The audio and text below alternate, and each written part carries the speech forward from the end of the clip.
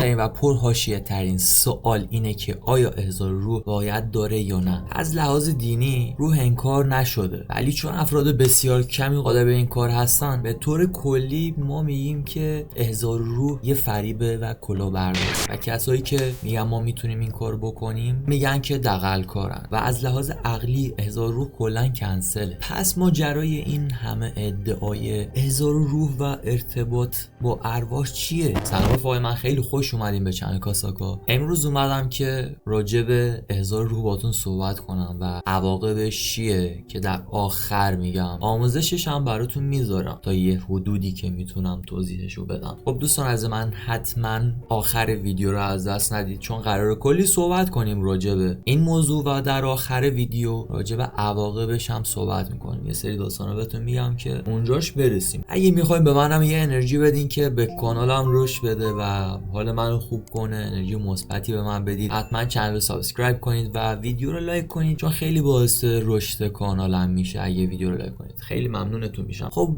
بریم سراغ ویدیو.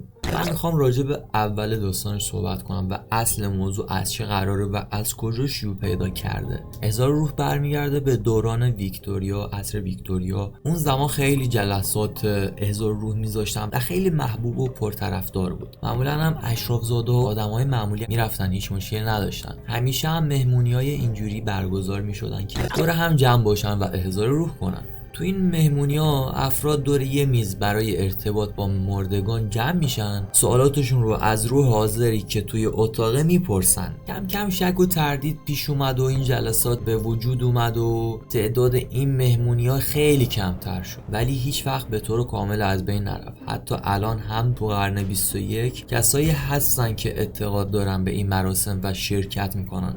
چگونه یک روح رو احضار کنیم؟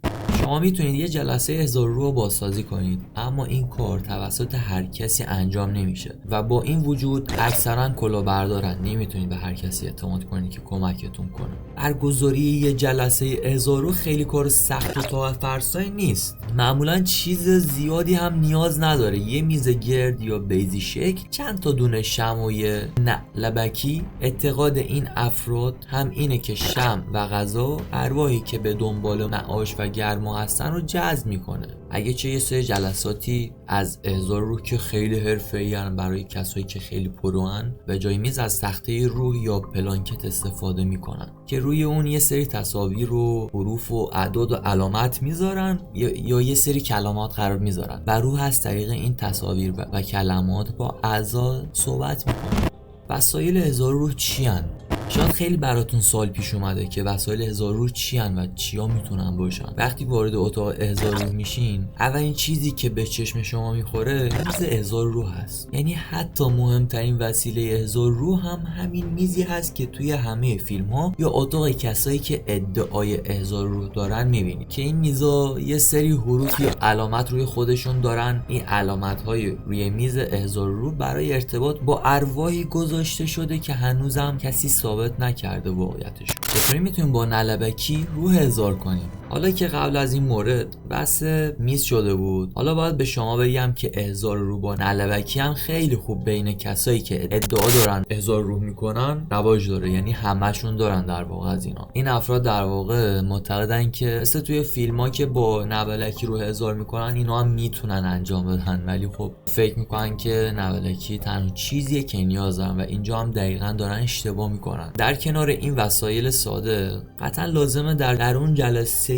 تیمی و رفیقی، حالا هر چی با رفیقاتون میخواستین انجام بدین، باید افرادی حاضر باشن که به این موضوع باور قلبی داشته باشن. این جلسات به هیچ وجه جای افراد شکاک و کودکان نیستن. یعنی اگه شک قلبی داری به این مسئله یا کودک باشی، تو اصلا نمیتونی اونجا باشی، چون اصلا هیچ جوابی نداره برای تو. قانون مطلق و خاصی برای انتخاب تعداد شرکت کننده هم وجود نداره، ولی بهتره که به 3 بخش پذیر باشه و کمتر از 3 نفر هم نباشه. توی جلسات احضار روح معمولا لامپ ها رو خاموش میکنن، یه غذای مثل نون و سوپ رو روی میزم قرار میدن و بعدش با روشن کردن شمع دستهاشون رو به هم دیگه میدن و یه حلقه درست میکنن یه واسطه باید باشه که معمولا سابقه احضار روح داشته باشه. شروع به صحبت میکنن و از روح حاضر در اتاق میخوان که باشون صحبت کنن. در صورت برقراری ارتباط سوالاتشون رو از روح میپرسن و جواب میگیرن و در آخرم از روح به خاطر ملحق شدن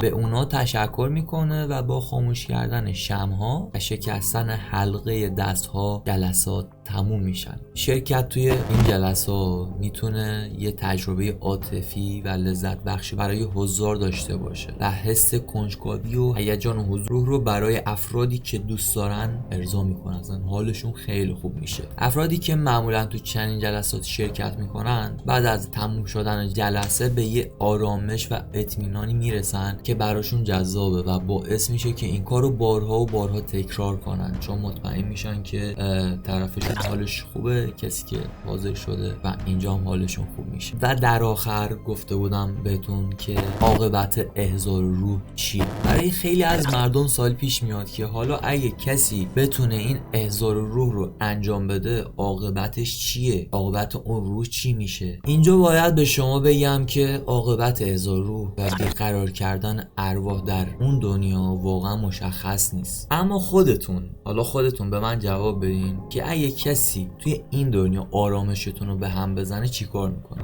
پس شما هم همیشه برای آرامش روح گذشتگان خودتون دعا کنید و سعی کنید که به دنبال عاقبت احضار روح نباشید و بذارید در آرامش مطلق باشن. امیدوارم که تا این لحظه لذت برده باشین از ویدیو و مرسی که تا اینجا ویدیو رو تماشا کردین. امیدوارم که همیشه حال دلتون خوب باشه و اگه تازه به ما ملحق شدین حتما چنل سابسکرایب کنید. ویدیوهای خیلی خفن تری هم داریم، میتونید برید کانال چک کنید. تا دیدار بعدی، خدا نگهدار دوستان عزیز من.